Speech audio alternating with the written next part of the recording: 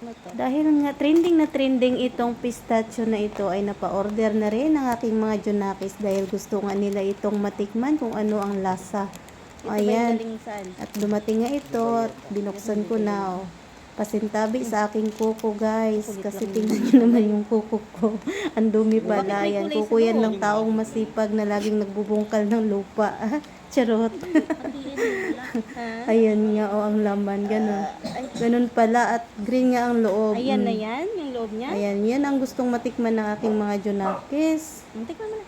So, ayan, binigyan ko nga yung aking anak dyan. Sabi ko sa kanya, tikman niya. Oh, ayun. Yung kalahati naman sa kuya. Sarap. At ako, hindi naman ako mahilig sa tsokolate kasi nga matamis. At tinanong ko ang aking anak kung ano ang lasa. Ang sabi niya is lasa naman daw na chocolate. Chocolate naman talaga yan. Anong lasa?